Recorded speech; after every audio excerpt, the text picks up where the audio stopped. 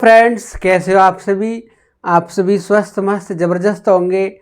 मेरे प्यारे दोस्तों, आज हम पढ़ने वाले हैं मौलिक अधिकारों से संबंधित उन 3 आर्टिकलों के बारे में जो मौलिक अधिकार से अलग हैं, जिनमें हम बात करने वाले हैं अनुच्छेद 33 की, अनुच्छेद 34 की, अनुच्छेद 35 की।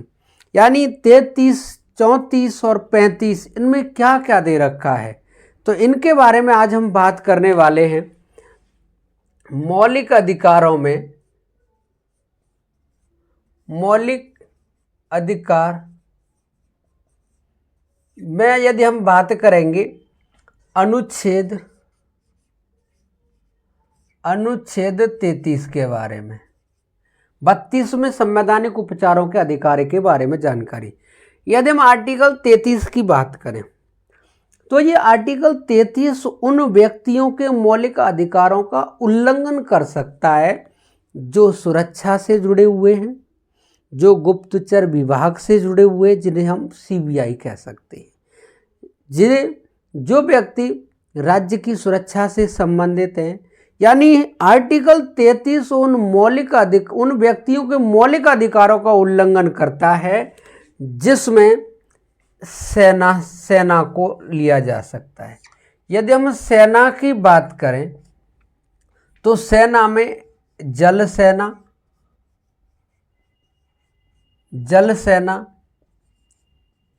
सेना में यदि हम बात करेंगे तो थल सेना, और सेना में यदि हम बात करेंगे तो वायु सेना। यानी 3 प्रकार की सेना है ये। और जल सेना एक्ट 1950 में बना और थल सेना एक्ट 1950 में बना। और यदि हम वायु सेना एक्ट की बात करेंगे तो ये भी कब का है, 1950 का। तो ये तीनों एक्ट 1950 के हैं और इन तीनों एक्टों के अनुसार ये कहा गया है कि इनके मौलिक अधिकारों का उल्लंघन किया जा सकता है, क्योंकि ये देश की सुरक्षा से संबंधित हैं। और देश की सुरक्षा करते हुए यदि ये व्यक्ति अपने मौलिक अधिकारों को देखेंगे आम नागरिक की तरह, तो ये सेवा नहीं कर पाएंगे। तो इनके मौलिक अधिकारों पर रोक लगाई गई है, देश की सुरक्षा से संबंधित है। इसी के साथ साथ यदि हम बात करेंगे पैरामिलिट्री फोर्स की, यानी पैरामिलिट्री फोर्स जैसे सीआरपीएफ की बात करेंगे, और सीआरपीएफ के साथ साथ हम सीआईएसएफ की बात करेंगे, सीआईएसएफ के साथ साथ हम एसएसबी की बात करेंगे, और एसएसबी के साथ साथ हम आईटीबीपी की बात करेंगे। यानी इन हम फोर्स की बात करें, पैरामिलिट्री फोर्स की, तो इनके भी एक्ट बने हुए हैं, तो इनके भी मौलिक अधिकारों का उल्लंघन किया जा सकता है। इसके साथ साथ यदि हम बात करेंगे पुलिस की, इसके साथ साथ यदि हम बात करें पुलिस की, तो पुलिस एक्ट भी बना हुआ है 1861 का। तो ये पुलिस हुई, आर्मी हुई, अपनी सेना, पैरामिलिट्री फोर्स हुई, इनके मौलिक अधिकारों में, और जिसके अनुसार हमने अभी बात की थी सीबीआई की, सीबीआई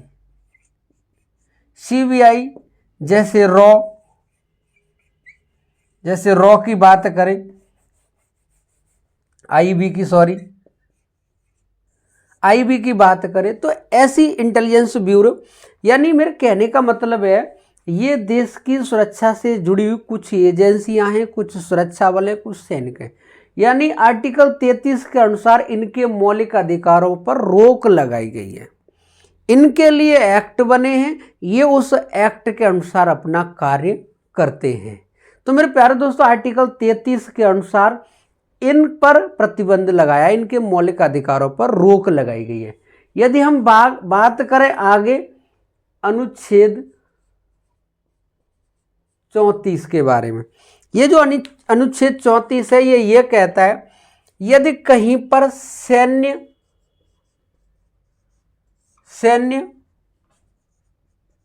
कानून लागू हुआ है। सैन्य कानून का मतलब ये नहीं राष्ट्रीय आपातकाल लगा हुआ है, ऐसा नहीं। सैन्य कानून का मतलब है सेना यहाँ रुकी हुई होती है, सेना बहुत बड़े क्षेत्र में रुकती है, उस क्षेत्र में सेना के कानून लागू हो जाते हैं और उस क्षेत्र में रह रहे कुछ नागरिक तो ऐसी स्थिति में जब वो ऑपरेशन चलाती है सेना, यानी सुरक्षा से जुड़ी हुई कुछ एजेंसियां, तो ऐसी स्थिति में मौलिक अधिकारों का हनन होता है सामान्य नागरिकों का।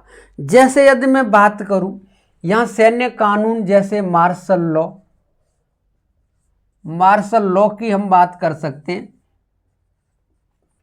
मार्शल लॉ की बात कर सकते हो। जैसे अभी हाल ही में मणिपुर में लागू हुआ था अफस्पा, यानी लागू क्या हुआ था, अफस्पा। ये जो अफस्पा एक्ट है ये 1958 का है। ये कब का है, अफस्पा एक्ट। अफस्पा का मतलब होता है आर्म फोर्स स्पेशल पावर, यानी पावर एक्ट। ये जो सशस्त्र यानी एक तरह से पैरामिलिट्री फोर्स को कुछ अधिकार दिए गए हैं, और ये जब भी अफस्पा लागू होता है जिस जगह पर, कोई ज़रूरी नहीं है पूरे राज्य में हो, एक जगह पर भी लागू हो सकता है, एक ज़िले में लागू हो सकता है। ये अफस्पा जब भी लागू होता है सेना को कुछ विशेष अधिकार मिल जाते हैं, बिना यानी तलाशी लेने का अधिकार, उस क्षेत्र को नष्ट करने का अधिकार, गोली मारने का अधिकार। तो ऐसी स्थिति में जब ये लागू होता है तो कहीं ना कहीं मौलिक अधिकारों का उल्लंघन होता है। जब उल्लंघन होता है तो ये कहा गया है कि जिस स्थान पर सैन्य कानून लागू है, मार्शल लॉ लागू है, कोई भी कानून उस क्षेत्र में लागू है, यदि किसी सामान्य नागरिक के मौलिक अधिकार का हनन होता है तो उसके मौलिक अधिकार की क्षतिपूर्ति की जाएगी, उसके मौलिक अधिकारों की क्षतिपूर्ति की जाएगी। ये आर्टिकल 34 कहता है। अनुच्छेद यदि हम 35 की बात करें, ये आर्टिकल 35 कहता है कि मौलिक अधिकारों में परिवर्तन, मौलिक अधिकारों में